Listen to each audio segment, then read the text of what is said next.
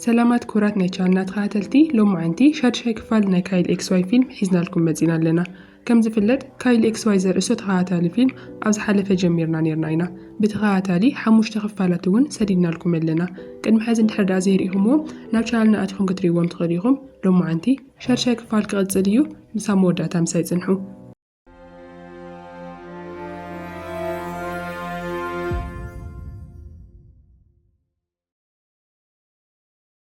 جوليان نكايل النبون نابت لابالاتوري حيزوهم مساتوا نكايل نتمسار حنغمو كوري اززو كايل جنا بتعم بلي حنو حنس لزنبرة كمون غقبر فقادنيا ينبرن بتشا كابت خبيت ساعات المسكار مستوم نايك أرام حازو تبو مخان حدا مستيراون تنققون مدب كوتسي جمر أما نقوت مييتهم ديكلان بهان دبت أبت بوتا يركب ديكلان نابت بوتا بمنسو جنا توم حقو ساي نبرن مانياتو اتحزفت سمو زلو بمستير بمنم تأمر مسكاروت سوات ككافل كان زي بلو تصنع عمنتي نيروو يغون انبر حزي اتغاند علامهم لعلو كلون زد حاسوهم نقر اتقلبت مركاوس لزنبرة نتسلو وقر حنتن زي مسمع معن نقول نقاديفو نابس راح كتسمى يسمع مع بز مسرت كعا سلستيوم نايت تتكال هنسان وش طاقك أمامدان أتبيغون بمزنع كاو جيغاتات نتأزخونا حدا مدبي وصو اتزحازوا مدب سقمتين مجمار كايل نابت تتكال بحقاو من قد الميتاو مغنيات يفتر نستيبانون بسلكي رخو لكع كايل نابت وانا ميتاو كبت سحن كالو دما جوليان بيتخال وغن نابت مستيرا ولا ولا توريكاتي انا تدالو اينيرو توم كعب وغنو نت مدب نمسلات نتابت بيروز نورت صحافيت بتون كولي تصوع عمو كابت بوتا كمترحق يقبرا إذا متشو اوان ستدقم كايل دما ما نمساو كيرايو بمستيرنا وناي جوليان بيرو يأتي كايل كان محزي جولياننا مستير قال ويد مات باسورد كاتن كلو بعين رئي وصل زناره حزي كان يأمرو زخر بموضع نابت تكال كاند كمبيوتر زلو كفلي عادتي خيل شو عنا شو عدما نايت خاوي كاميراتات أنفتهم كم صغير يقورون نعوز دقم ناي عين سكان داتاون بمدوات نتمكن لخلق فلي سورو بيت خالق ما توقف لدما ديكلان كونيلو عبد مستات حما نقرات الناس حافة تشجري فتر عبد ساعات اتكام سيكيوريت حلاو خوين زمت عاركم ندخونتات كم مغنيات تدغيمو نديكلان ناوش تتكادي دفعو بزمن قد زدما اتشالي خوم نايمتاو مدوم مولو عوت بريحرزي توم نتزترفاني عين سكان تدغيمو ناوش او كفلتات نايت معصو يفتحو كايل دما اتا صحافيت نابت غفلتا مليسا نقرات كتبلاش لزفرحة عبد ليفتوش تغم تعصو يقبر حزي كل زحاسة ونقرس لستساقع اللوم نتناي موداتا سقمتن مقواري دالو اللو لكعتهم نتناي مستير قالاتيو نت غالبيت كوستو كبلين كالوغنا لوري بهان دبت أبو واخد دلس لزمتت نت سراح تقوارزو عبد ساعات كايل أوشت كمبيوتر ناي جوليان كوينو عمي أمر مرنا قبر إينيرو عمون قوت تكالن عبد مستيرا ود منزلو حالقن ياركوون انتاي كم زخوان يفلد إزو تشازي كونس لكع كم أزويله عبسو سرح ماشين ستسر حسا كم زلوون اتساسن بالحق يفلد دحرز توسنة دقايق ستيفنن اتوم كاروتن كابت لابالاتوري كوتسون كدلو توم نت حدقا استوعيلو نكايل بفتنة نكادم المحبار يدولالو كاو جوليان نابيرو كملاسن كدلو عبت غابي زخوان اللو تغمزلو يسمعو قند ما تصبو نقرو كايل كيدت حزن كدلو اتحلاوي نجوليان بقوداي رمشات اوعو كابت بيرو كمزوات سيقبر ازخاعا كايل نعرقتون كابت حدقا مليتهم ناوشت ليفت نغاعتو عدليهوم جوليان حزون إذا شجر تردي وسازلو نتحق تجنزيو بحايل بدحريت الناس عوامي نيرو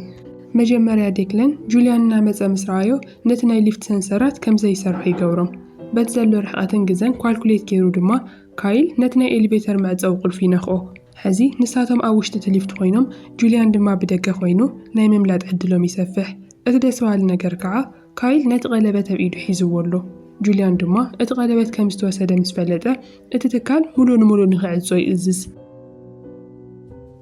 اتوم سلسة أرختي كابتو وطانا هادومون كاللو ديكلان بان دابت ميزانو سحيتو كابت درجاتن كبالي لي ودق عبد ساعات نتوم كالوت نمكل قالن جزان مجزان كبل توما بدحري تاريفو نوعلو حليفو كابي وسن كايلن ديكلان دما كابتنز عملي توم كواز يخيلو توم قنا بتوم حلو تتحيزو ناحادك فلي عيزو دحرز في الزامة تيلر نجوليان يرخو جوليان مجمرة اتغلبت ترانا بيت سور سي مسيل ونيرو حزيو كساكن دينا يتغام النبرات مخامز فلته كايل دما كاب تيلر بزعوات نايت غلبت عابي مستيرن أقداس النت المستردة ناو قزو تماليسو نتغلبت بمتكام نت ساندوغ يفتحو اتين 10 عامتات تعزيز نمره نايك أدم ساندوغون أم مودات هيخفت نقرقن أوشتو حنس اللي بجاز أني حاتو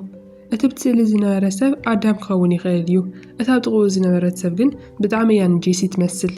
ብኻልእ ወገን ድማ ጆሽ ናብ ሓደ ትምህርቲ ቤቶም ዝተኻየደ ሓደ ውድድር ይኸይድ። ኣብቲ ውድድር እንተዘይተመረፀ እኳ ብገንዘቡ ተጠቒሙ ስለ ዝኣተወ በቲ ዘለዎ ናይ ገንዘብ ዓቕሚ ተጠቒሙ ኣብቲ ውድድር ክዕወት ይውስን። ድሓር እቲ ውድድር ምስ ተጀመረ ጆሽ ንካይል ነቲ ዘለዎ ፍሉይ ናይ ተፈጥሮ ሓይሊ ተጠቒሙ ገለ ምስጢራት ንኽነግሮ ይሓቶ። ካይል ግና ብፍሽኽታ ስቑ ኢሉ ገጾም እናጠመቶም ብቻ እዩ ነይሩ። ካይል በቲ ናቱ ፍሉይ ዓይኒ ክዕዘብ እንከሎ እቲ ቀይሕ ሸሚዝ ገይሩ ዘሎ ወዲ ናይ ልቢ ውቅዒቱ ብጣዕሚ ይፈጥን ስለ ዝነበረ ሓያል ተወዳዳሪ ክኸውን ይኽእል እዩ። እታ ነዊሕ ጫማ ገይራ ዝነበረት ጓል ንሓደ ሰዓት ብቻ ክትፃወር እንከላ እቲ ናይ ኣለርጂ ፀገም ዝነበሮ ካሊእ ወዲ ግን 10 ደቂቓ ብቻ እዩ ክሕዝ ዝኸኣለ። ነገር ግን ናብ ጄሲ ጉዳይ ምስ መፀ ካይል ብናቱ ፍሉይ ሓይሊ ተጠቒሙ እኳ ነቲ ውሽጣ ፈፂሙ ክሪኦ ይከኣልን። በዚ ገይሩ ከዓ ንሳ ካብ ካልኦቶም ሰባት ፍልይቲ ከም ዝኾነት የስተውዕል። ልክዕ ከምቲ ካይል ዝገመቶ እቲ ኣለርጂክ ዝነበሮ ወዲ ንነዊሕ እዋንኡ ክፀንሕ ስለ ዘይከኣለ ካብቲ ውድድር መጀመርያ የእለ።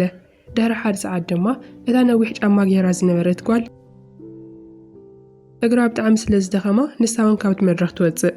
ግዜ እናሓለፈ ክከይድ እንከሎ እቲ ውድድር እናኸበረ ስለ ዝኸደ ካይል ግና ምንም ዓይነት ናይ ድኻም ስምዒት ኣብ ገጹ ይነበሮን። ማለያ ዘይብሉ ናይ ውሽጢ ሓይሊ ዘለዎ እውን እዩ ዝመስል ነይሩ። ነቶም ካልኦት ሰባት ኣብኡ ደው ኢሉ እቲ ውድድር የካይድ ዘሎ ዶ ኣይመስሎም ነይሩ እምበር ናይ ሓቂ ግና እቲ ቀዲሙ ኣብ ኣእምሮኡ ሒዝዎ ዝመፀ ፕላኑ እዩ ዘሳኽዕ ዘሎ። ድሕሪ ዝተወሰኑ ሰዓታት ካይል ዝተወሰነ ዕረፍቲ ረኺቡ ናብ ጄሲ ቀረበ እሞ ክልቲኦም እንዳተፃወቱ እንከሉ ንሳ ኣብ ውሽጣ ብዙሕ ዝርብሻ ዘሎ ነገር ከም ዘሎ የስተውዕል። ናይ ኣእምሮ ፀሩን ጭንቅሃትን ከም ዘለዋ እውን ትነግሮ። ካይል ከጽናዕናዓ ወሲኑ እቲ ሓንቲ ኢዱ ልዒሉ ክትንክፋ እንከሎ ብሃንደበት እቲ ሓያል ሓይሊ ይበራበር እሞ ኣብ ውሽጡ ከዓ እቲ ምስጢራዊ ናይ ጄሲ ተዘክሮታት ይርኢ። ሽዑ ንሽዑ ከዓ ንጄሲ እቲ ናይ ውሽጢ ሓሳባትን ስምዒታታን ብንጹር ከም ዝረአየ ይነግራ። ነገር ግና ብዛዕባ እቲ ዝረኣዮ ነገር ብዝርዝር ክሓታ ክብል ከሎ ጄሲ ብሰንኪቲ ዝተሓብአ ምስጢራ ኣዝያ ሰንቢዳን ተረቢሻን ብፍጥነት ካብቲ ቦታ ገዲፋቶ ትኸይድ። በቲ ካልእ ገጽ ከዓ ንካይል ኣብቲ ዘለዎ ውድድር ንምትብባዕን ናይ ሞራል ሓገዝን ንምሃብ ክትብል ኤማንዳ እውን ናብቲ ውድድር መፅያ ነይራ እያ። ዓብዪ ሓይሊ ክኾኖ ኢላ ብምሕሳብ ድማ እቲ ኩሉ ግዜ ዝፈቶ ከረሜላ እያ ሒዛትሉ መፅያ ዘላ። በቲ ካልእ ገጽ ናይ ሎሪ መሓዝኣ ሓደ ናይ ቃለ መሕትት ቪድዮ ኣብ ኮምፒተር እናተዓዘበት እንከላ ናይ ጆስ ኣፍቃሪት እውን ብሃንደበት መፅያ ሪኣቶ እያ። በዚ ምክንያት ከዓ ጆሽ ናብቲ ውድድር ንምእታው ባዕሉ ብምስጢር ገንዘብ ከም ዝኸፈለ ትፈልጥ። ኣብቲ ውድድር ልክዕ እቲ ቀይሕ ሸሚዝ ዝገበረ ወዲ ብሰንኪ ድኻም ካብቲ ውድድር ክእለ ምስ በለ እታ ኣፍቃሪቱ ንጆሽ ብቁጣዕን ብናህርን ናብኡ ትመፅእ። ስለምንታይ ከም ዝትገብር ብምባል እውን ኣብ መንጎኦም ዓብዪ ናይ ቃላት ምስድዳድን ባእስን ይፍጠር። ድሕሪ ዝኩሉ ክርክር ጆሽ እውን ሓይሉ ስለ ዝደኸመ ካብቲ ውድድር የቋርፅ። ሕዚ ኣብቲ መድረኽ ተሪፎም ዘለው ካይልን ጄሲን ብቻ ይኾኑ። በቲ ካልእ ገጽ ከዓ ሎሪ ምስ ማይክ ኮይና እቲ ናይ ቀደም ናይ ዳንስ ቪድዮታት ተጠንቂቓ እናረኣየት እንከላ ጄሲ ኣብ መወዳእታ ስዕስዒት ናይ ሎሪ ናይ ክሳድ ሽልማት ሒዛ ከም ዝነበረት ብንጹር ተስተውዕል። እዚ ማለት ሎሪ ኣብቲ እዋን እቲ ተወቂዓ ርእሳ ስሒታ ክትወድቕ ዝገበረት ጄሲ ባዕላ እያ ነይራ ማለት እዩ።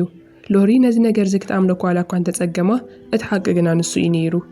ሽዑ ሎሪ ብቁጣዕ ተደፋፊኣ ንጄሲ ንምድላይን ንኽትሓታን ብፍጥነት ክትጎይን ከላ ጄሲ ድማ ብወገና ንካይል ካብቲ ኣዝዩ ዘጨንቓን ዕረፍቲ ዝኸልኣን ዘሎ ነገር ንክሕግዛ ትሓቶ። እቲ ንሳ ዘይትዝክሮ ናይ ሕሉፍ ታሪኻ እውን ንሱ ሓጊዝዋ ንኽትርኢ ትደሊ። ካይል ናተሓቶ ተቐቢሉ ክልቲኦም ተኣማሚኖም ኣእዳዎም ይተሓሓዙ። እቲ በቲ ኩባንያ ሙሉእ ንሙሉእ ተደምሲሱ ዝነበረ ናይ ምስጢር ተዘክሮታት ከዓ ብሓባር ኮይኖም ክሪእዎ ይጅምሩ።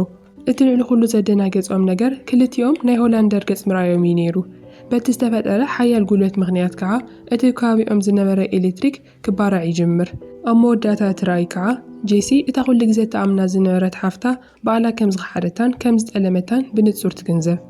በቲ ሓያል ናይ ኤሌክትሪክን ተዘክሮን ምንጣር ምክንያት ካይልን ጄሲን ብሓይልን ድሕሪት ተደፊኦም ይደርበዩ። ነገር ግና ብተኣምር ካብዚ ሓደገኛ ምግጣም ከዓ ምንም ኣካላዊ ጉድኣት ከይበፅሖም ይተርፉ።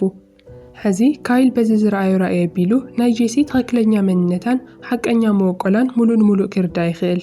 ጄሲ ብወገና ካብቲ ዝረኣያቶ ዘሰንብድ ፍጻመታት ተላዒላ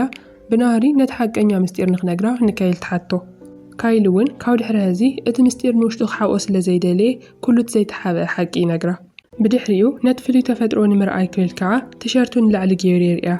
ጄሲ ብዓብዪ ምስንባድ ኮይና እቲ ናታ ማልያ እውን ንላዕሊ ምስ ከፈተቶ እቲ ዘደንጹ ሓቂ ይገሃድ። ክልቲኦም ልክዕ ከም ወዲ ሰብ ሕምብርቲ የብሎምን። ኣብ ውሽጢ ላቦራቶሪ ብሳይነሳዊ መንገዲ ዝተሰርሑ ፍሉያት ፈተነታት ምዃኖም ይግንዘቡ። ጄሲ ነዝ ነገር ዝንምእማንና ተጸገመት ናይ ካይል ከብዲ ክትንክፍ ኢዳ ሰደደትሉ ሰዓት ኤማንዳ በሃንደበት ናብ ትኽፍሊ ተኣቲ እታ ምንም ዘይትፈልጥን ንጽህትን ኤማንዳ ነዛብ ቅድሚ ዓይና ዝረአየቶ ዘይተጸበየቶ ምስሊ ንሱውን ጄሲን ናይ ካይል ከብድና ተንክፈትን ገላ ክትጸውሮን ክትርድኦን ይከኣለትን ካይል ሽዑ ንሽዑ ነቲ ኩነታት ብግቡእ ክገልጸላን ከረዳእን ወላ እኳ እንተፈተነ ኤማንዳ ግና ብሰንኪ ክትሰምዖውን ፈቓደኛ ኣይነበረትን ብዓብዪ ሕርቃንን ልቢ ስብራትን ድማ ካብቲ ቦታ ቐልጢፋ ትወፅእ ብኻሊእ ገጽ ከዓ ሆላንደር ናብ ገዛ ምስ ተመለሰት እታ ጓላ ብጄሲ ተወሲዳ ከም ዘላ ትፈልጥ እሞ ብጣዕሚ ትስንብድ ካይል ብወገኑ ኣብ ክፍሊ ኮይኑ ናይ ኤማንዳ ስእሊ እናረኣየ ከመይ ልእት ሓቂ ዘረድኣ ብምባል ብዓሚቑ ሓሳብ ተዋሒጡሎ ኣብቲ ሰዓት ኒኮል ብፍጥነት መፅያ ጄሲ ካብቲ ቦታ ሃዲማ ከም ዝጠፍአት ትነግሮ ሕዚ ኩሉ ናይ ሕሉፍ ምስጢራን ናይ ክሕደት ታሪኽን ስለ ዝፈለጠት ጄሲ ናብቲ መጀመርያ ዝተወለደትሉን ዝተፈጠረትሉን ምስጢራዊ ቦታ ተምርሕ ብሰንኪ ዘይተጸበይዎ ናይ ጄሲ ምጥፋእ ምኽንያት እቲ ዘንጸላልዎም ዝነበረ ሓደጋ ኒኮል ንደቃ ዝኾነ ይኹን ሰብ ካብቲ ገዛ ንኸይወፁ ትኽልክሎም ልክዕ ኣብቲ ሰዓት እቲ ሆላንደር ንካይል ብቴሌፎን ትድውለሉ እሞ ንሱን ጄሲን ድሕር ዳኣ ቀልጢፉ ዘይረኺብዋ እቶም ስድራ ቤቱ ኣብ ልዕሊ ዓብዪ ሓደጋ ክወድቁ ከም ዝኾኑ ጥዑይ ጌራ ተጠንቅቖ ሽዑ ካይል ነቲ ሓደጋ ብምግንዛብ ኒኮል ኣብ ገዛ ዘይነበረትሉ ሰዓት በቲ መስኮት ከፊቱ ክዘልል ክወፅእ እናተዳለወ እንከሎ ኒኮል በሃንደበት ትመጽእ ንድሕሪት ክትሕዞ እውን ትምኩር ካይል ንኒኮል ዘረብኡ ከረዳኣ ምንም ግዜ ይነበሮን ናይቲ ምሉእ ስድራ ቤት ድሕንነት ኣብ ትሕቲ ሓደጋ ስለ ዝነበረ ከዓ ብዝኾነ ይኹን መንገዲ ክወፅእን ንጄሲ ክረኽባን ኣለዎ በቲ ካልእ ገጽ ድማ ጄሲ ኣብ ርእሲ ሓደ ገምገም ደው ኢላ ናታ ህይወት ንምጥፋእ እናተዳለወትን ከላ ካይል ኣብቲ ሰዓት ይመጽእ ኣብ ጽቡቕ ግዜ ረኪብዋ እውን እቲ ሓደጋ ከየብጽሕ ይዓግታ ጄሲ እውን ብናይ ካይል ጥዑምን መጽናዕንዕን ቃላት ተደፋፊኣ እቲ ዝሓሰበቶ ነገር ካብ ምግባር ትቁጠብ ብድሕሪዚ ክልቲኦም በታ መኪና ገይሮም ካብቲ ቦታ ክወፁ እናተዳለውን ከለው ካይል በሃንደበት ቶም እታ ቀለበት ኩሉ ዘድልየካ ምስጢር ሒዛላ ዝበሎ ነገር ይዝክር ነታ ኣብ ውሽጢ ሳንዱቕ ዝረኸባ ስእሊ ውፅኢ እውን ንጄሲ ወላ እኳ እንተረኣያ ንሳ ግና ምንም ትፈልጦ ነገር ይብላን ነገር ግን ካይል ኣብ ድሕሪ ስእሊ ዘሎ ነገር ምስ አንበበ ነታ ኣብ ውሽጢ ቀለበት ተሓቢኡ ዘሎ ምስጢር ይፈትሖ እቲ ናይቲ ቀለበት ብርሃን እውን ናብ ሓደ ኣንፈት ዘመልክት ናይ ካርታ ምስሊ የርእዮ ብድሕሪዚ ኣብ ሓደ ቤት ምግቢ ናይ ምልክት ቦርድ ካይል ነቲ ብስእሊ ዝነበረ ቦታ ብንጹር የለልዮ ናብ ውሽጢ ቤት ምግቢ ምስ ኣተው ድማ ሓደ ብዕድመ ዝደፍኡ ኣረጊት ሰብኣይ ንዓኣቶም ምስቶም ኣብ ስእሊ ዘለዉ ሰባት ብምትሕሓዝ የለልይዎም ድሕሪ ዝተወሰነ ደቓይቕ ናይቶም ኣረጊት ሰብኣይ ጓልጓሎም ትመጽእ እሞ ኣብ ሓጓ ከም ዝተጋገየ ትገልጽ ትፍትን እቶም ሰብኣይ ግና እቶም ሰባት ዝፈትዎም ምግብታትን ናይ መወዳእታ ዝፈትዎም ደርፍታትን ሓደ ብሓደ ክዝርዝር ይጅምር ጄሲ ነቲ ናይ ሙዚቃ ሰሌዳታት እናፈተሸትን ከላ እታ ደርፊ ትረኽባ ነገር ግና እታ ሰሌዳ ውዑይ ነበረትን ካብታ ጓል ድማ እታ ኣብቲ ካርታ ዝእልሽዋ ዘለዉ መስመር 12 ዝተባሃለ ቦታ ብሰንኪ ውሕጅ ከም ዝተዓነወ ይፈልጡ በቲ ካልእ ገጽ ድማ ኤማንዳ ኣብ ገዛኣ ኮይና ቦርሳታ እናዓሸገትን ከላ ሓደ ካይል ባዕሉ ዝሰኣላ ናታ ስእሊ ትረክብ ንሳ ነቲ ስእሊ ክትንክፎን ከላ ድማ ካይል ብወገኑ ኣብ ውሽጡ ሓደ ፍሉይ ስምዒት ይስምዖ ኣእምሮኡ እውን ምስ ኤማንዳ ዘሕለፎም ጥዑማት ናይ ሕሉፍ ተዘክሮታት ከርእዩ ይጅምር ነገር ግን እዚ ናይ ፍቕሪ ሰዓት እዚ ብሰንኪ ጄሲ በሃንደበት ናብ ናቱ ክፍሊ ምስባራ ይቋረጽ ካይል ብዓብዪ ስንባደ ተዋሒጡ እዩ ነይሩ ምክንያቱ ጄሲ ሕዚ ምንም ዓይነት ኣካላዊ ርክብ ከይገበረት እኳ ነቱ ናይ ኣእምሮ ሓሳባት ብቐሊሉ ክትፈልጦ ትኽእል እያ ቀፂላ እውን እቲ ንዕኦም ዝሰርሐ ኩባንያ ናይ ካይል ተዘክሮታት ብቻ ከም ዝደልዮ ትነግሮ ካይል ግን ሕዚ እውን እንተኾነ ካብቲ ኩባንያ ንላዕሊ ንዓኣ ከኣምና ይመርጽ ብድሕሪዚ ክልቲኦም ብሓባር ኮይኖም ናብቲ መስመር 12 ገጾም የምርሑ እቲ ቦታ ሙሉእ ብምሉእ ዝተሓደገን ማንም ሰብ ዘይነብረሉን እዩ ነይሩ ነገር ግና ናብ ውሽጢ እቲ በረኻ ዓሚቖም ክስግሙ ከለው ሓደ ብዕድመ ዝደፍአ ናይ ቀደም ገዛ ይረኽቡ ናብ ውሽጢ እቲ ገዛ ምስ ኣተው እቲ ገዛ ንነዊሕ እዋን ሰብ ይነብረሉ ከም ዘይነበረ ብንጹር ይፍልጥ እዩ ካይል ኣብ ውሽጢ እቲ ገዛ ከዓ ሓደ ዝተሓብአ ምስጢራዊ ማዕጾ ይረክብ ነገር ግን እቲ ማዕጾ ብፓስወርድ ዝተዓጸወ እዩ ነይሩ ካይል ዝተወሰነ ግዜ ፈቲኑ ምስ ኣበዮ እቲ ኣብ ቤት ምግቢ ዝነበረ እቲ ኣረጊት ሰብኣይ ዝጠቐሳ ናይ መወዳእታ ደርፊ ይዝከሮ ሽዑ ንሽዑ ሓገዝ ንምሕታት ከዓ ናብ ኤማንዳ ይድውል እሞ ኤማንዳ ድማ ነቲ ናይ ሙዚቃ ኖታ ረኺባ ብፒያኖ ትጻወተሉ ሽዑ ካይል ነቶም ናይ ሙዚቃ ቃናታት ከም ምስጢር ቁጽሪ ገይሩ ምስ ኣተዎም ልክዕ ከምቲ ዝሓሰቦ እቲ ማዕጾ ይኽፈት ናብ ውሽጢ እቲ ክፍሊ ምስ ኣተው ኣዳም ኣብ ልዕሊ ሓደ ዓራት ተጋዲሙ ይረኽብዎ እዚ ነገር እዚ ንካይል ብጣዕሚ ይደንግጾ ምክንያቱ ኣዳም ተተኲሱ ከም ዝተቐተለ እዩ ዝፈልጥ ነይሩ ካይል ንኣዳም ክጽውዖ ይፍትን በቲ እዋን እቲ ድማ እቲ ሓድሽ ናይ ኤሌክትሮማግኔቲክ ማዕበላት ሓደ ምላሽ ሂቦ ካይል ናቱ ሓይሊ ተጠቒሙ ምስ ኣዳም ክራኸብ ወላ እኳ እንተፈተነ ምንም ዓይነት ኣካላዊ ምንቅስቓስ ኣይነበረን ጸኒሑ ኸዓ ንጄሲን ክትሕግዞ ይሓታሞ ክልቲኦም ኣዳዎም ክተሓሓዙን ከለው ናይ ክልቲኦም ሓይሊ ብሓደ ተደሚሩ ኣዳም ይበራበር ነቲ ሙሉእ ክፍሊ እውን ብብርሃን ይመልኦ ናይቲ ኣእምሮ ማዕበላት ከዓ ክነቅሕ ይጅምር ነገር ግን ጄሲ ብዓብዪ ስንባደ ተዋሒጣ ካብቲ ቦታ ሃዲማ ትወፅእ ጸኒሕና እቲ ምስጢር ክንርድኦን ከለና ጄሲ ብምስጢር ናብ ናይ ካይል ኣእምሮ ሸሊኻ ብምእታው እቲ ኩባንያ ዝደልዮ ዝነበረ ኩሉ ናይ ካይል ተዘክሮታት ቀዲማ ሰሪቓቶ እያ ካይል እውን ነዚ ምስ ፈለጠ ንጄሲ ንምሓዝ ደድሕርያ ተኸቲሉ ይጎይ እሞ ኣብ ሓደ ገደል ይበፅሑ ኣብኡ ከዓ ኣብ መንጎኦም ሓደ ሓያል ቃልስን ባእስን ይፍጠር ጄሲ ንካይል ክትምጥኖ ከም ዘይትኽእል ብንጹር ዝፍለጥ ወላ እኳ እንተነበረ ካይል ግና ንኣኣ ክጎድኣ ኣይደለየን ንሱ ንጄሲ ስለምንታይ ከምኡ ጌርኪ ናተይ ተዘክሮታት ንምንታይ ክሰሪዕክዮም ብምባል ብዓብዪ ጓሂ ሓታ